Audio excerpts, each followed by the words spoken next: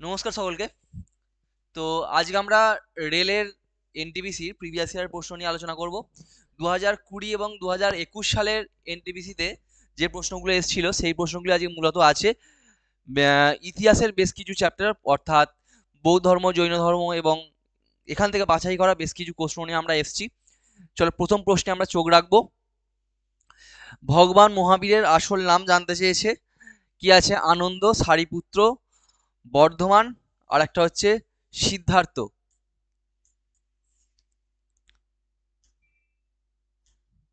আচ্ছা, ভগবান মহাবীরের আসল নাম কি? না, বর্ধমান মহাবীর, তাই তো?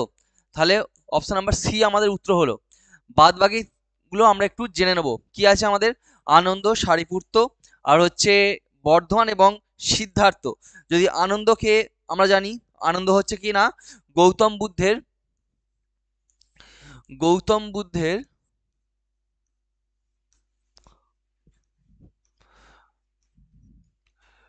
অন্যতম প্রধান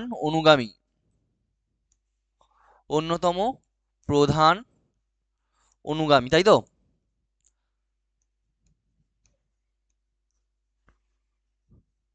ইনি আনন্দ ইনি কে ছিলেন? না, গৌতম বুদ্ধের ভৃত্য ছিলেন। বেশ, আনন্দ পেলাম। আর কি রইল আমাদের? বর্ধমান তো পেয়ে গেছি, মহাবীর আসল নাম। তাহলে সারিপুত্র এবং সিদ্ধার্থ। সারিপুত্র কে ছিলেন? না, গৌতম বুদ্ধের অন্যতম প্রধান শিষ্য। গৌতম বুদ্ধের অন্যতম প্রধান শিষ্য ছিলেন হচ্ছে সারিপুত্র। তাহলে বর্ধমান আমরা পেয়ে গেছি। সিদ্ধার্থ, গৌতম বুদ্ধেরই অপর নাম হচ্ছে সিদ্ধার্থ।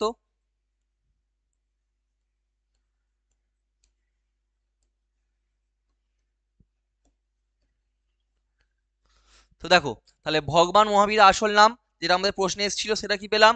না, বর্ধমান মহাবীর। আনন্দ কে ছিলেন? গৌতম বুদ্ধের অন্যতম প্রধান অনুগামী বা ওনার ভৃত্য আনন্দ। সারিপুত্র কে ছিলেন? না, গৌতম বুদ্ধের অন্যতম প্রধান শিষ্য হচ্ছে সারিপুত্র। আর সিদ্ধার্থ, গৌতম বুদ্ধেরই অপর নাম হচ্ছে সিদ্ধার্থ। নেক্সট প্রশ্ন আসবো আমরা। 24তম জৈন তীর্থঙ্কর কে ছিলেন? গোমতেশ্বর, ঋষভ, মহাবীর, পার্শ্বনাথ। চারটে অপশনে আছে, ডিটেলস আমরা একটু জেনে নেব। গোমতেশ্বর কে ছিলেন? না, গোমতেশ্বর যদি আমরা বলি তার অপর নাম কি? বাহুবলী। জৈন ধর্মের প্রথম তীর্থঙ্করের দ্বিতীয় পুত্র, অর্থাৎ এনার অপর নাম কি? বাহুবলী। কি বললাম? জৈন ধর্মের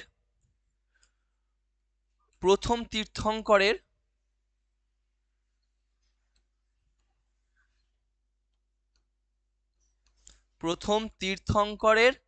দ্বিতীয় পুত্র।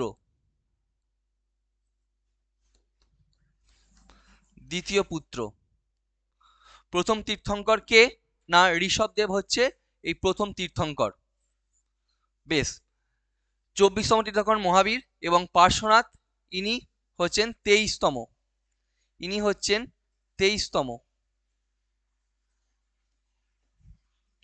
তাহলে দেখো, 24তম তীর্থঙ্কর জানতে চেয়েছেন, যেটা আমরা উত্তর পেলাম হচ্ছে মহাবীর। 23তম পার্শ্বনাথ, বহুবার এসছে। প্রথম তীর্থঙ্কর ঋষভদেব পেলাম।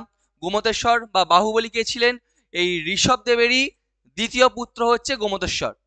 নেক্সট প্রশ্ন দেখো, নিচের কোনটি খ্রিস্টপূর্ব 6ষ্ঠ শতাব্দীর প্রথম দিকে মহাবীরের জন্মস্থান জানতে চেয়েছে। কি কি আছে অপশনে আমাদের? মগধ, বৈশালী, সারনাথ, পাটলিপুত্র। প্রত্যেকটাই আমরা জানবো। তো আমাদের এটা যেটা উত্তর হবে সেটা হচ্ছে বৈশালীতে তিনি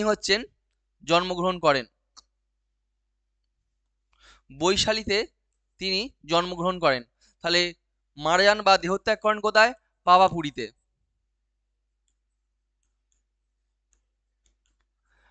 কোথাও এটা ব পাবে, কোথাও এটা ভ পাবে।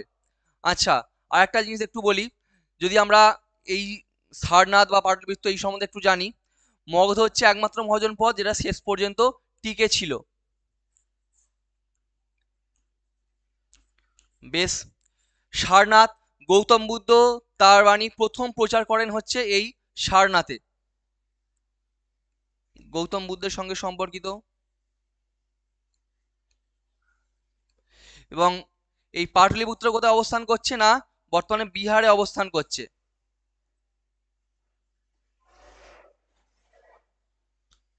আচ্ছা, নেক্সট প্রশ্ন, জাতক কাহিনী সম্পর্কিত শিখ ধর্ম, হিন্দু ধর্ম, জৈন ধর্ম, বৌদ্ধ ধর্ম। গৌতম বুদ্ধের আগের জন্মের কাহিনীগুলো হচ্ছে জাতক স্টোরি বা জাতকের কাহিনীতে বর্ণনা করা আছে। তাহলে জাতক কাহিনী সম্পর্কিত অবশ্যই বৌদ্ধ ধর্মের সঙ্গে, অবশ্যই বৌদ্ধ ধর্মের সঙ্গে। নেক্সট দেখো, নিচের কোনটি একটি প্রাচীন বৌদ্ধ গ্রন্থ?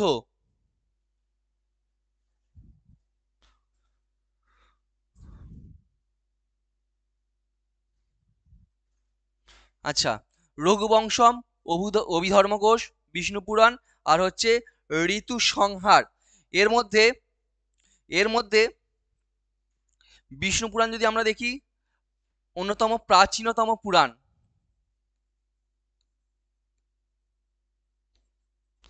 প্রাচীনতম পুরাণ, এটাকে বলা হয় মহর্ষি বেদব্যাস। মহর্ষি বেদব্যাস হচ্ছে এটার নতুন রূপ দেন।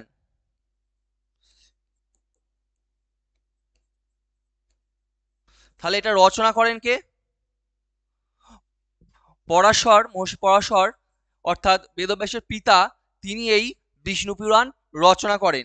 ইনি হচ্ছেন নতুন রূপ দেন। তাহলে পরাশর মহর্ষি,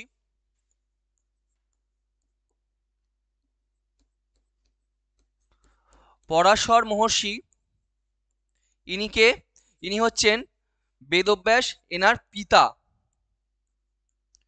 ইনি এটি রচনা করেন এবং এটার নতুন রূপ দেন, অর্থাৎ বিষ্ণু পুরাণের নতুন রূপ দেন হচ্ছেন এই মহর্ষি বেদব্যাস, কিন্তু রচনা করেন পরাশর মহর্ষি। বিষ্ণু মহর্ষি আমাদের যে কটা পুরাণ আছে, মোট কতগুলো পুরাণ আছে আমাদের? মোট সংখ্যায় 18টি পুরাণ আছে। এই 18টি পুরাণের মধ্যে প্রাচীনতম পুরাণ হচ্ছে বিষ্ণু পুরাণ। আচ্ছা, রঘুবংশম, ঋতুসংহার। রঘুবংশম এবং ঋতুসংহার হচ্ছে দুটোই কালিদাসের লেখা, দুটোই কালিদাসের লেখা। তাহলে আমাদের 4টি অপশনের মধ্যে 3টে ডিটেলস আমরা জেনে নিলাম। তাহলে নিচের কোনটি একটি প্রাচীন বৌদ্ধ গ্রন্থ? তাহলে অবশ্যই আমাদের উত্তর হবে অভিধর্মকোশ, হচ্ছে আমাদের উত্তরে পেলাম অভিধর্মকোশ। নেক্সট দেখো, নিচের কোন রাজা কাশ্মীরের চতুর্থ বৌদ্ধ পরিষদ আহ্বান করে? আমি তোমাদের একটা ট্রিক্স বলে দিচ্ছি, আর কোনোদিন এটা মুখস্থ করতে হবে না। কি, কার আমলে আর কোথায় হয়েছিল? শুধু খাতায় এটুকু লেখা তোমাদের দায়িত্ব, রবি পাকা। আর একটা হচ্ছে অকাক। এখান থেকে আর কিচ্ছু করতে হবে না, বারবার প্রশ্ন আসে। রবি পাকা, রবি রাজগৃহ,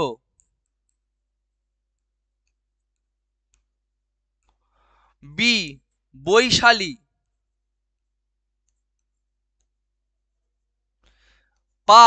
পাটলিপুত্র,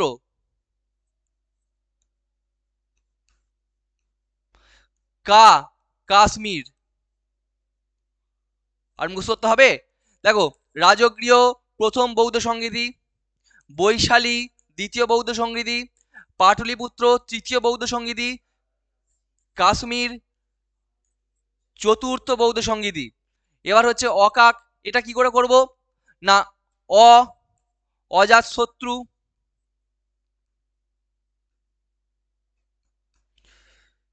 ক কালাশোক, আঁকাটার জন্য অশোক নেব, এবং এই ক হচ্ছে কনিষ্ক। তাহলে 4টে পেয়ে গেলাম। অজাতশত্রু হচ্ছে প্রথম, কালাশোক হচ্ছে দ্বিতীয়, তৃতীয় হচ্ছে আমাদের অশোক, এবং সর্বশেষ হচ্ছে কনিষ্ক। এবার দেখো, তাহলে অজাতশত্রুর আমলে কোন বৌদ্ধ সংগীতি হয়েছিল? প্রথম। কোথায়? অজাতশত্রু ওখানে প্রথম আছে, রবি পাকা রয় রাজগৃহ হচ্ছে প্রথম আছে। তাহলে প্রথম কি হচ্ছে না, রাজগৃহ অজাতশত্রু। আচ্ছা, নেক্সট হচ্ছে কালাশোক দ্বিতীয়, এনার আমলে কোথায় হয়েছিল? দ্বিতীয় এখানে আছে বৈশালী। তাহলে কালাশোকের আমলে কোথায় হয়েছিল? না বৈশালীতে। 3 নম্বরে আছে অশোক, অশোকের আমলে তাহলে কোথায় হয়েছিল? 3 নম্বরে কি আছে দেখো, পাটলিপুত্র 3 নম্বরে আছে, তাহলে অশোকের আমলে হচ্ছে পাটলিপুত্র হয়েছিল। 4 নম্বর দেখো কনিষ্ক, কনিষ্ক আমলে কোথায় হয়েছিল?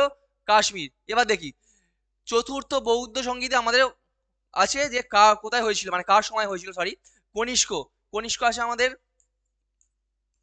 আর মুখস্থ করতে লাগবে খালি দুটো ট্রিক, ব্যাস, চারটে চারটে 8টা নাম্বার তোমার হাতে। বৌদ্ধ পাঠের নাম বলো যাতে সন্ন্যাসীদের জন্য নিয়ম রয়েছে। কি কি আছে আমাদের? অভিধম্ম পিটক, বিনয় পিটক, ত্রিপিটক আর সুত্ত পিটক। আচ্ছা, পিটক মিনস বা পিটক কথার অর্থ হচ্ছে ঝুড়ি। পিটক কথার অর্থ হচ্ছে, পিটক কথার অর্থ হচ্ছে ঝুড়ি।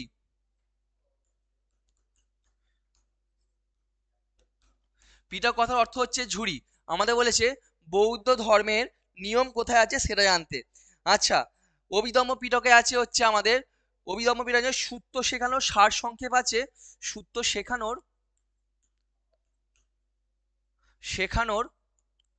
সার সংক্ষেপ আছে হচ্ছে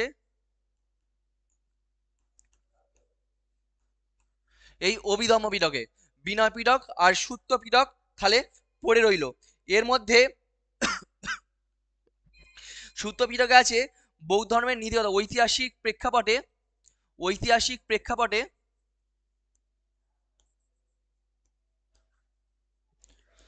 ঐতিহাসিক প্রেক্ষাপটে রচিত বৌদ্ধ ধর্মের নীতিকথা। তাহলে ত্রিপিটক, এর মধ্যেই 3টে পিটক আছে, তাহলে ত্রিপিটক তো হচ্ছে না। বৌদ্ধ পাঠের নাম বলো যাতে সন্ন্যাসীদের জন্য নিয়ম রয়েছে, তাহলে সন্ন্যাসীদের নিয়ম রয়েছে কোথায়? না বিনয় পিটকে। বিনয় পিটকে হচ্ছে সন্ন্যাসীদের জন্য নিয়ম রয়েছে। নেক্সট দেখো, হিনজান, হিনজান ও মহাযান কোন ধর্মের সঙ্গে সম্পর্কিত? বৌদ্ধ ধর্ম, শিখ ধর্ম, হিন্দু আর জৈন। আমাদের অপশন আছে 4টে, যে এর সঙ্গে সম্পর্কিত কি সেটা আমাদের জানতে চেয়েছে। হিনজান মহাযান হচ্ছে বৌদ্ধ ধর্মের সঙ্গে, বৌদ্ধ ধর্মের সঙ্গে সম্পর্কিত। নেক্সট দেখো, তৃতীয় বৌদ্ধ পরিষদ অনুষ্ঠিত হয় কার সময়? অর্থাৎ আমরা একটু আগেই পেয়েছি, দেখো কিছুক্ষণ আগেই করেছি 3 নম্বর পাটলিপুত্র, আর কি করেছি? অশোক, পাটলিপুত্র আর অশোক। তাহলে কোথায় অনুষ্ঠিত হয়, কার আমলে বলেছে, তাহলে কোথায় পেলাম? না অশোক, অশোকের সময়। তাহলে অশোকের সময় হচ্ছে আমরা এখানে উত্তর করছি, এর আগে তো আমরা টিক্স দেখে নিয়েছি। নেক্সট দেখো, ভারতের কোন রাজ্যে আমরা করলা নামে সংরক্ষিত বৌদ্ধ গুহ দেখতে পাই? মহারাষ্ট্রে এটি অবস্থান করছে। মহারাষ্ট্রে কোথায়? না মহারাষ্ট্রে এটি অবস্থান করছে। তাহলে উত্তর পেলাম হচ্ছে মহারাষ্ট্র। এই সিরিজটা কন্টিনিউ চলতে থাকবে। আজকে জাস্ট কয়েকটা প্রশ্ন, 10টা মতো প্রশ্ন নিয়ে আলোচনা করলাম। এরপর 20টা, 30টা, 40টা একাধিক প্রশ্ন নিয়ে আমরা আলোচনা করব। আজকে জাস্ট ক্লাসটা এক ঝলক তোমরা দেখে নিলে, এরপর বাদবাকি ক্লাসটা তোমাদের আপলোড করা হবে। আজকে জাস্ট এর ফার্স্ট পার্টটা 10টা কোশ্চেন দেখালাম। পরবর্তীকালে এই ক্লাসটা কেমন লাগে তোমরা রেসপন্স করে জানিও, তার উপর ভিত্তি করে আমরা পরবর্তী সিরিজগুলো নিয়ে আসবো, এবং এক এক করে আমরা এনটিপিসি থেকে আরম্ভ করে গ্রুপ ডি সমস্ত পরীক্ষার সমস্ত সিরিজের আমরা প্র্যাকটিসের অর্থাৎ প্রিওআইকিউ নিয়ে আসবো, এবং তারপর হচ্ছে আমরা প্র্যাকটিসের আনবো। সবাই পড়তে থাকো, ক্লাস কেমন লাগলো কমেন্ট করে জানিও। ধন্যবাদ সকলকে। আচ্ছা, শেষ করবার একটা কথা বলি, এই সেটটা যারা আমাদের পেড কোর্স নিয়েছো, যারা আমাদের পেড কোর্সে ক্লাস করছো, বিশ্বজিৎ স্যার তোমাদের এই পিডিএফটা দিয়ে দিয়েছে অলরেডি, তোমাদের নোট দিয়ে দেওয়া হয়েছে, তার উত্তর আমি ডিটেলসে করিয়ে নিচ্ছি। তোমাদের কাছে অলরেডি হার্ড কপি আছে, সেই হার্ড কপিটা আমি যেভাবে করালাম তোমরা চাইলে সেটা সামনে রেখে এর অ্যান্সার করতে পারো।